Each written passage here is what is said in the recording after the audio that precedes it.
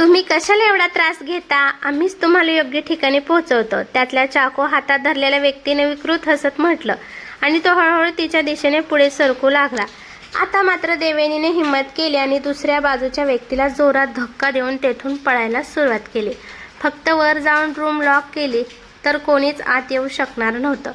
तसंही सायली काकू आणि आजोबांची रूम लॉक होतीच. तिला फक्त स्वतःला वाचवायचं होतं म्हणून ती पायऱ्यांच्या दिशेने धावत होती. धावताना ती जोर जोरात वाचवा वाचवा असं ओरडत होती. तिने पहिली पायरी चढली आणि त्याच वेळी कोणीतरी तिला मागून जोरात धक्का दिला. ती पायरीवरून घसरत थेट खाली पडली. तिने पटकन मान वर करून पाहिलं तर त्या दोन्ही व्यक्ती धावत तिच्या मागे आलेल्या होत्या. त्यातील एक व्यक्ती पदर खोचून धापा टाकत तिच्याकडे रागाने पाहत होता. प्लीज मला सोडा, तुम्हाला काय हवंय? पैसे मी देते, पण मला सोडा. देवयानी तशीच बसल्या बसल्या मागे सरकत म्हणाली. तिचे डोळे आता काठोकाठ भरले होते. पूर्ण शरीर घामाने डबडबले होते. काय रे पोरगीले झाक आहे, एकदम रापचिक. थोड्या वेळाने मारलं तर चालेल का? चाकू हातात घेतलेल्या व्यक्तीची नजर आता देवयानीच्या सर्वांगावर फिरत होती आणि इकडे तिला त्याची आणि त्याच्या नजरेची प्रचंड किळस वाटत होती. ती तशीच उठली आणि पुन्हा दुसऱ्या बाजूला धावायला लागली. पण यावेळी तिचा पाय लचकला होता. ती फार दूर जाऊ शकली नाही. मागून तिच्या केसांना जोरात हिसका बसला. तशी तिच्या तोंडून एक आर्त किंकाळी बाहेर पडली. खूप पळतेस ना? तो व्यक्ती धापा टाकत म्हणाला आणि त्याने तिला जोरात जमिनीवर आपटलं. अरे थांबा ना, थोड्या वेळासाठी मला हिला दे. दुसरी व्यक्ती तिथे येत म्हणाली. गप बस, वेळ कमी आहे, हिला मारून लगेच येथून निघायचं आहे. पहिली व्यक्ती जरबदार आवाजात म्हणाली. इकडे देवयानीच्या कपाळातून रक्ताच्या धारा वाहत होत्या. तरीही ती कसाबशी उठली. समोरच्या घरचा लँडलाईन फोन दिसत होता. तिने धडपडत जाऊन तो उचलला. आता फोन करून काय होणार? त्या दोन्ही व्यक्ती हसू लागल्या. पण देवयानीने त्यांच्याकडे दुर्लक्ष केलं. तिने थरथरत्या हाताने कार्तिक पाटीलचा नंबर डायल केला. समोर रिंग वाजत होती आणि ती भीतीने त्या दोघांकडे पाहत होती. मधूनच तोल जाऊन खाली पडत होते. तरीही पुन्हा स्वतःला सावरत होती. त्या दोन व्यक्ती पण तिच्या घाबरलेल्या चेहऱ्याकडे बघून कुस्सील हसत होते. कार्तिक, फोन उचला प्लीज. देवयानीने मनापासून त्याला हाक मारली आणि त्याच वेळी समोरून फोन उचलला गेला. हॅलो. कार्तिक पाटीलचा आवाज आला आणि देवयानी काही बोलणार तोच तिच्या तोंडून किंकाळी बाहेर पडली आणि ती जोरात खाली पडली. फोनसुद्धा तिच्यासमोर खाली पडला होता. तिने पटकन पुढे सरकत हाताने फोन उचलण्याचा प्रयत्न केला, पण त्यातल्या एकाने तिच्या हातावर जोरात पाय ठेवून हात चिरडला आणि ती बेंबीच्या देठापासून ओरडली. अरे साले, बोलू दे तिला. बहुतेक नवऱ्यालाच फोन केला आहे. शेवटच्यांना त्यांचा आवाज तरी ऐकू दे. दुसरी व्यक्ती म्हणेल तस त्या माणसाने पाय बाजूला केला. देवयानीने तो दुखरा हात तसाच पुढे करून फोन हातात घेतला, पण हाताच्या थरथरीमुळे तो पुन्हा खाली पडला. तिचे अश्रू थांबत नव्हते. तिने पुन्हा फोन उचलला आणि कानाला लावला. समोरून कार्तिक पाटीलचा काळजीने भरलेला आवाज येत होता. देवयानी, देवयानी, काहीतरी बोल. काय झालंय देवयानी? त्याचा आवाज ऐकताच तिला हुंदका फुटला. कार्तिक. तिने थरथर त्या आवाजात हाक मारली. देवयानी, तू ठीक आहेस ना? देवयानी, मी येतोय, घाबरू नकोस. तो प्रचंड काळजीने बोलत होता. माझं तुमच्यावर खूप प्रेम आहे, ती त्याला मध्येच तोडत म्हणाली आणि त्याच वेळी घराचे सगळे दरवाजे जोरजोरात वाजू लागले. तसं त्या दोन्ही व्यक्ती थोड्या घाबरल्या. अरे लवकर कर, काम संपवून इथून पळायचं आहे, पहिली व्यक्ती घाईघाईने म्हणाली आणि देवयानीच्या दिशेने गेली. कार्तिक, आईची काळजी घ्या. माफ करा त्यांना, माझं तुमच्या खूप प्रेम. तिच्या तोंडून पुन्हा एकदा किंकाळी बाहेर पडली आणि फोन बाजूला पडला, कारण त्या व्यक्तीने तिच्या केसांना पकडून तिला वर उचललं होतं. प्लीज. तिने त्याचा हात पकडून विनवणी केली, पण दुसऱ्या क्षणी तिच्या पोटात काहीतरी धारदार वस्तू खुपसली गेली आणि तिच्या तोंडून पुन्हा एकदा वेदनादायक किंकाळी बाहेर पडली. तिचे लाल भडक अश्रूंनी भरलेले डोळे विस्पारले होते. त्या क्षणी ती धाडकन जमिनीवर कोसळली. तिची नजर समोर पडलेल्या फोनकडे गेली. कदाचित अजूनही फोन सुरू असेल, पण आता तिथपर्यंत जाण्याची ताकद तिच्यात उरली नव्हती. खूप काही बोलायचं होतं तिला त्याच्याशी, पण वेळच उरला नव्हता. ती तशीच रक्ताळलेल्या डोळ्यांनी त्या फोनकडे पाहत राहिली. तिला कार्तिकसोबत घालवलेले सगळे क्षण आठवत होते. कालच तर तो म्हणाला होता, स्वित्झर्लंडला गेल्यावर मला जाणून घ्यायचं आहे की तुझं माझ्यावर किती प्रेम आहे. तिला त्याला सांगायचं होतं की तिच्या आयुष्यात त्याच्यापेक्षा महत्त्वाचं कोणीच नाही, की तिचं संपूर्ण जग म्हणजे तोच आहे. पण कदाचित आता वेळ निघून गेली होती.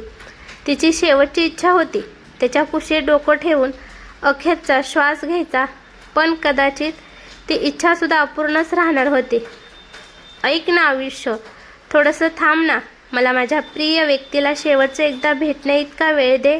एकदा त्याला मनापासून मिठी मारायची आहे. त्याच्यावर किती प्रेम आहे हे त्याला सांगायचं आहे. त्याच्यासोबत पाहिलेली स्वप्न, त्याला दिलेली प्रत्येक वचन पूर्ण करू शकले नाही म्हणून त्याची माफी मागायची आहे. फार काही नको, फक्त काही क्षण उधार दे. मग मृत्यू समोर आला तरी त्यालाही हसत मिठी मारेल, पण आधी माझ्या प्रेमाला शेवटचे एकदा भेटणे इतके फक्त काही क्षण उधार दे. कार्तिक पाटील मीटिंगमध्ये बिझी होता, पण अचानक त्याला अस्वस्थ वाटू लागलं. त्याचा सिक्स सेन्स त्याला शांत बसू देत नव्हता. समोर मीटिंग सुरू होती. झेडजी ग्रुपच्या कंपनीतील मोठमोठे अधिकारी प्रेझेंटेशन देत होते, पण त्याचं लक्ष तिकडे नव्हतंच. त्याच्या डोळ्यासमोर सतत देवयानीचा चेहरा येत होता. त्यालाही कळत नव्हतं, पण तिला पाहण्याची, तिच्याशी बोलण्याची जबरदस्त इच्छा होत होती. त्याने समोरचा पाण्याचा ग्लास उचलला आणि एका दमात रिकामा केला. मग स्वतःला सावरत तो पुन्हा प्रेझेंटेशनमध्ये लक्ष देण्याचा प्रयत्न करू लागला. पण छे, आज त्याचं मन पूर्णपणे सैरभैर्य झालं होतं. एक अनामिक भीती त्याच्या मनात दाटून आली होती. शेवटी त्याने कोणाचीही पर्वा न करता स्वतःचा फोन उचलला आणि देवयानीचा नंबर डायल केला. फोन वाजताच प्रेझेंटेशन देणारा अधिकारी थांबला. संपूर्ण कॉन्फरन्स रूममध्ये शांतता पसरली. सगळे कार्तिकचा फोन संपण्याची वाट पाहू लागले. पलीकडे रिंग वाजत होती, पण फोन उचलला जात नव्हता. चल ना देवयानी, फोन उचल, तो स्वतःशीच पुटपुटला. तरीही फोन रिसीव्ह झाला नाही. हताश होऊन त्याने कॉल कट केला. कदाचित ती बिझी असेल. स्वतःच्या मनाची समजूत घालत त्याने फोन रमेशकडे दिला. हा माझ्याजवळ असेल तर माझं सारखं लक्ष त्याच्याकडे जाईल. रमेशने मान हलवली आणि फोन हातात घेतला. कार्तिकने पुन्हा समोरच्या अधिकाऱ्याकडे पाहत इशारा केला. प्रेझेंटेशन पुन्हा सुरू झालं. कार्तिकने पुन्हा एकदा लक्ष केंद्रित करण्याचा प्रयत्न केला, पण यावेळी त्याचं हृदय खूप जोरात धडधडू लागलं. क्षणभर याला स्पष्ट जाणवलं, जणू देवयानी त्याला हाक मारत होती. तो ताडकन जागेवरून उठला. हा साधा भास नव्हता. त्याचा सिक्स सेन्स त्याला स्पष्ट इशारा देत होता. त्याने दरवाजाजवळ उभे असलेल्या रमेशकडे पाहिलं. रमेश कार्तिकच्याच फोनकडे पाहत होता. फोन वाजत होता. कार्तिक अक्षरशः धावत त्याच्याजवळ पोचला आणि त्याच्या हातातून फोन हिसकावून घेतला. हॅलो. त्याचा आवाज घाबरलेला होता, पण उत्तरादाखल त्याच्या कानावर देवयानीचा वेदनेने भरलेला तुटक आवाज पडला. कार्तिक नखशिखांत हादरला. देवयानी, हॅलो देवयानी. तो अक्षरशः ओरडत होता, पण तिचा आवाज स्पष्ट ऐकू येत नव्हता. मध्येच एखाद्या अनोळखी व्यक्तीचे आवाज येत होते. कोण काय बोलत होतं काही समजत नव्हतं. क्षणाचाही विलंब न करता त्याने दुसऱ्या फोनवर आपल्या बॉडीगार्डला कॉल लावला. लगेच बंगल्याचा पटकन, मॅडम अडचणीत आहेत. एवढंच बोलून त्याने पुन्हा देवयानीच्या कॉलवर लक्ष दिलं. देवयानी, कशी आहेस? देवयानी, तू ठीक आहेस ना? त्याचा आवाज आता पूर्णपणे थरथरत होता. त्याचा जीव घशात अडकला होता. तो बोलत बोलत कॉन्फरन्स रूममधून बाहेर धावत सुटला. बाहेर मुसळधार पाऊस कोसळत होता. पावसाची पर्वा न करता तो धावतच पार्किंगमध्ये पोहोचला. तेवढ्यात फोनच्या पलीकडून देवयानीचा अत्यंत वेदनादायक तुटका आवाज त्याच्या कानावर पडला. कार्तिक, माझं तुमच्यावर खूप प्रेम आहे. ते शब्द ऐकताच त्याच्या डोळ्यात पाणी दाटलं. त्याचे हात अनावर थरथरू लागले, कारण त्या शब्दामध्ये प्रेमापेक्षा निरोपाची वेदना जास्त होती. क्षणाचाही विलंब न करता त्याने कारचं दार उघडलं. आत बसला. देवयानी, काळजी करू नकोस, मी येतोय, कार्तिक गाडी चालवत म्हणाला. त्याचवेळी त्याने समोरच्या ड्रायव्हरमधून दुसरा फोन बाहेर काढला आणि पटकन एक संदेश टाईप केला. देवयानी अडचणीत आहे, ॲम्ब्युलन्स घेऊन लगेच पाटील बंगल्यावर या. तो संदेश त्याने 2-3 विश्वासू व्यक्तींना पाठवला. फोनच्या पलीकडून अजूनही देवयानीचा वेदनांनी भरलेला तुटक आवाज येत होता. कार्तिक, आई, स्वतःची काळजी घे. ती वेदनेने बोलण्याचा प्रयत्न करत होती, पण कार्तिकच्या गाडीचा वेग आता ताशी 200 किलोमीटरच्या पुढे गेला होता. गाडी रस्त्यावर धावत होती की हवेत उडत होती हेच कळत नव्हतं. अचानक फोनमधून देवयानीची हृदय पिळून टाकणारी किंकाळी त्याच्या कानावर पडली. क्षणभर त्याचं संपूर्ण लक्ष विचलित झालं. स्टेअरिंगवरील त्याचा ताबा सुटला. गाडी भरधाव वेगाने रस्त्यावर इकडून तिकडे हेलकावे खाऊ लागली. क्षणात ती रस्त्याच्या कडेला असलेल्या एका मोठ्या झाडावर जाऊन आदळली. घाईच्या नादात कार्तिकने सीट बेल्ट लावला नव्हता. त्याने स्वतःला सावरण्याचा खूप प्रयत्न केला, पण जोरदार धक्क्यामुळे त्याचं शरीर पूर्ण फेकलं गेलं. सुदैवाने गाडीतील एअरबॅग क्षणार्धात उघडल्याने त्याचा मोठा अनर्थ टळला. तरीही गाडीचा वेग प्रचंड असल्यामुळे त्याच्या कपाळाला आणि हाताला दुखापत झाली. त्याच्या कपाळातून रक्त वाहू लागलं. त्याने थरथरणाऱ्या हाताने ते कसंबसं पुसलं आणि खाली पडलेला फोन उचलला, पण आता फोनच्या पलीकडून कोणताच आवाज येत नव्हता. क्षणभर त्याच्या हृदयाची धडधड थांबल्यासारखी झाली. देवयानी, देवयानी, तो पुन्हा पुन्हा हाक मारत होता, पण समोरून कोणतंच उत्तर आलं नाही. त्याने एक दीर्घ श्वास घेतला, स्वतःला सावरलं आणि पुन्हा एकदा गाडी सुरू केली. रिव्हर्स गिअर टाकत त्याने गाडी मागे घेतली आणि पुढच्या क्षणी देवयानीपर्यंत पोहोचण्यासाठी तो पुन्हा भरधाव वेगाने पाटील बंगल्याच्या दिशेने निघाला. आता त्याने फोन फेकून दिला आणि गाडीचा स्पीड आणखीन वाढवला. त्याला आता कसंही करून तिला पाहायचं होतं. त्याला त्याच्या वेदनेची काहीच पर्वा नव्हती. त्याला तर ती दिसत होती, बस ती ठीक असावी एवढीच प्रार्थना तो करत होता. पुढच्या 5 मिनिटात त्याची गाडी बंगल्यातून आतमध्ये जात होती. गाडी थांबण्याची सुद्धा त्याने वाट पाहिली नाही आणि तसाच गाडीतून उडी मारून तो बंगल्याच्या दरवाजाकडे पळाला. दरवाजा उघडाच दिसत होता. तो पळत पळत आतमध्ये गेला तर 2 बॉडीगार्ड पळत दुसऱ्या दिशेने जात होते, तर दोघेजण खाली बसून काहीतरी करत होते. देऊ, त्याने इकडे तिकडे बघत जोरात हाक मारली. तसे ते दोन्ही बॉडीगार्ड बाजूला झाले आणि आता त्याची पावले तिथेच थबकली, कारण समोर फरशीवर रक्तात पडलेली त्याची देवयानी त्याला दिसत होती. क्षणभर तो सुन्न झाला आणि गुडघ्यावर तिथेच पडला.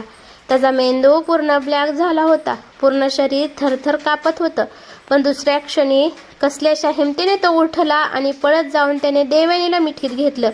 देवयानी, डोळे उघड, मी आलोय देवयानी. कार्तिक तिला उठवण्याचा प्रयत्न करत होता. अगदी वेड्यासारखा तो तिच्या गालावर आणि खांद्यावर थोपटत होता, पण तिच्याकडून कोणतीच हालचाल होत नव्हती. अरे, ॲम्ब्युलन्सला फोन करा लवकर, तो जवळ उभ्या असलेल्या बॉडीगार्डवर जोरात ओरडला. सर, ॲम्ब्युलन्सला आधीच बोलवलं आहे, बॉडीगार्ड दुःखी स्वरात म्हणाला. देवयानी, घाबरू नकोस, मी तुला काही होऊ देणार नाही, हा माझा शब्द आहे. कृपया माझ्याशी बोल, काहीतरी बोल. कार्तिक अडखळत तिच्याशी बोलत होता, पण तिच्याकडून कोणताच प्रतिसाद मिळत नव्हता. तेवढ्यात बाहेरून ॲम्ब्युलन्सचा सायरन ऐकू आला. क्षणाचाही विलंब न करता कार्तिकने देवयानीला दोन्ही हाताने अलगद उचललं. मी तुला वाचवेन. भरलेल्या डोळ्यांनी तो पुटपुटला आणि तिला घेऊन धावतच बाहेर आला. इतक्यात रवीही धावत तिथे पोहोचला. समोरचं दृश्य पाहून तो क्षणभर हादरला, पण लगेच स्वतःला सावरत तो पुढे झाला आणि देवयानीला अलगद ॲम्ब्युलन्समध्ये झोपवलं. रवी, ती ठीक आहे ना? तिची तपासणी कर, तिला वाचव लवकर, कार्तिक घाबरून बोलत होता. रवीने देवयानीच्या नाकाजवळ हात नेऊन तिचा श्वास तपासला आणि क्षणात त्याच्या चेहऱ्यावरचं गांभीर्य वाढलं. त्याने लगेच बाजूला ठेवलेला ऑक्सिजन मास्क तिच्या चेहऱ्यावर लावला.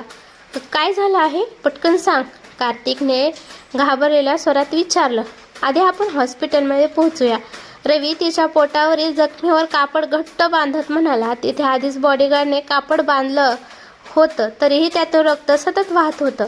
रवी, देवयानी ठीक होईल ना? कार्तिकने जोरजोरात श्वास घेत विचारलं.